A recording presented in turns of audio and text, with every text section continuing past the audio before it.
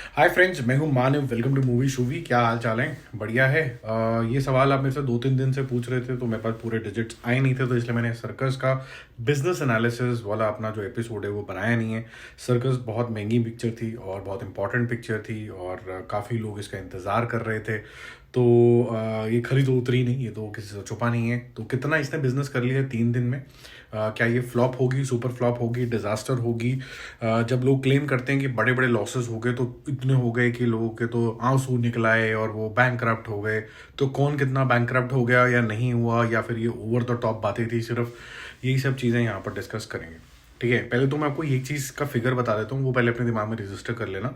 3 दिन का जो बिजनेस हुआ है इसका, डे 1, डे 2, डे 3 का जो बिजनेस है वो लगभग लगभग 21 करोड़ रुपए हुआ है। 7 दिन की एवरेज बनी हुई है, 7 करोड़ रुपए की एवरेज बनी हुई है, तो 777 इक्वल टू 21 करोड़ लगभग लगभग इसने कमाया। पूरा 21 भी नहीं है, 20.5 है, 21 हम राउंड लेके चलेंगे जस्ट फॉर द अंडरस्टैंडिंग। तो इसके जो प्रोड्यूसर भैया और डायरेक्टर भैया जो हैं वो है रोहित शेट्टी। और रोहित शेट्टी ने जब मूवी बनाई तो उनका मोटा मोटा 110 करोड़ रुपए का जो है खर्चा हो गया। फिर उन्होंने लोग पकड़े कि कौन कौन इसको खरीदेगा, तो उनको एक थिएटिकल राइट्स के लिए डिस्ट्रीब्यूटर चाहिए था, उनको ओटीटी के लिए चाहिए था एक बड़ी रेवेन्यू स्ट्रीम है। फिर टीवी यानी सैटेलाइट राइट्स किसके पास जाएंगे, म्यूजिक किसके पास जाएगा, ये सब लोग अलग अलग लोग हैं। और इसके अलावा भी लॉन्ग टेल होती है अलग अलग चीज़ों को बेचने के लिए, जो 5-7-10 करोड़ रुपए ले आती है। तो जो इसके सबसे बड़े डिस्ट्रीब्यूटर भैया रिलायंस स्टूडियोज, उन्होंने लिया। उन्होंने लगभग लगभग जो कॉस्ट निकल के आ रही है वो आ रही है 55 करोड़ रुपए में। इन्होंने इस मूवी के राइट्स खरीदे। अब आप सोच रहे होंगे कि 55 करोड़ रुपए के राइट्स दे दिए तो मूवी बनी 110 करोड़ रुपए में। ऐसा ही होता है, आप कभी भी एक ही सोर्स से सारे पैसे रिकवर नहीं करते हो। कई बार जो कॉस्ट ऑफ प्रोडक्ट होता है उससे एक जगह से ये कॉस्ट निकल के आती है। ओटीटी का जो प्राइस है नेटफ्लिक्स ने ले लिया है, जिसका जो रिटर्न है वो 50 से 70 करोड़ माना गया है। लेकिन for the demonstration example set करने के लिए हम 50 करोड़ ही मान के चलेंगे। तो डिस्ट्रीब्यूटर भैया which is Reliance paid 55 crore rupees, Netflix paid 50 crore rupees. TV rights जो हैं जी के पास हैं, जो 20 से 25 करोड़ रुपए हैं, लेकिन हम 20 करोड़ रुपए मान के चलेंगे। टी सीरीज ने 8 करोड़ रुपए के आसपास, 5 से 8 करोड़ रुपए के आसपास म्यूजिक के दिए, लेकिन हम लोअर 5 करोड़ रुपीज़ मान के चलेंगे। ठीक है जी, तो टोटल कितना हो गया?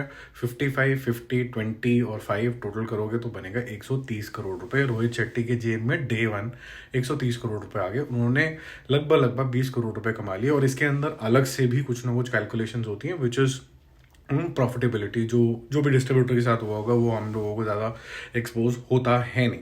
अब इसको समझने की कोशिश करते हैं कि इसको कितना लॉस होगा। देखो, रोहित शेट्टी को तो कोई लॉस नहीं हो रहा क्योंकि उन्होंने कमा लिया। उनका जो रियल लॉस है कि जो उनको प्रॉफिट शेयर नहीं मिलेगा, जो अगर उनकी मूवी 200-250 करोड़ रुपए कर जाती तो काफ़ी अच्छा खासा शेयर उनको मिलता, जो उनको अब नहीं मिलेगा।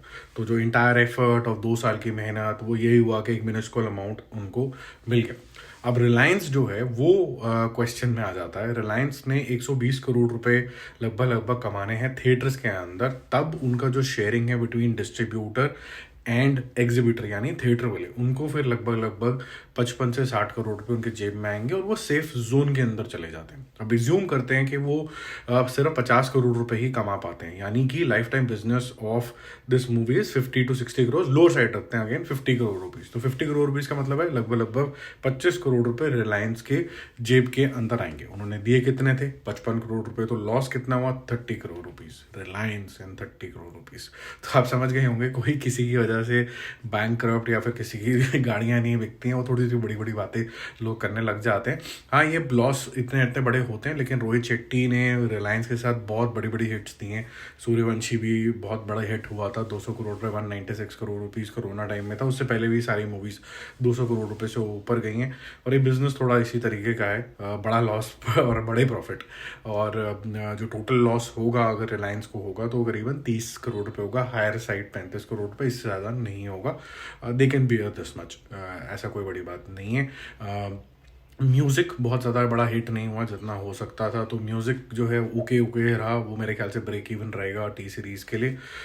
टीवी प्रीमियर जो है वो उसकी ज़्यादा कॉस्ट है ही नहीं, 20 करोड़ रुपए के आसपास है, तो वो भी लगभग लगभग ठीक ही रहेगा। नेटफ्लिक्स 50 करोड़ रुपए भी ओके है। मूवी ज़्यादा चली नहीं तो इसलिए इसकी इतनी ज़्यादा एक्साइटमेंट होगी नहीं, तो वो भी थोड़ा ज़्यादा है उसके हिसाब से, लेकिन अगर आप रोहित शेट्टी की मूवी खरीदनी है तो इतनी बेट तो आपको लगानी ही पड़ेगी। ठीक है जी, तो होपफुली इससे आपको क्लैरिटी आ गई होगी कि सर्कस भैया कितने पानी के अंदर हैं, कौन कितना लॉस लेके बैठा है या फिर किसको पहले से ही प्रॉफिट हो चुका है प्रोड्यूसर साहब को।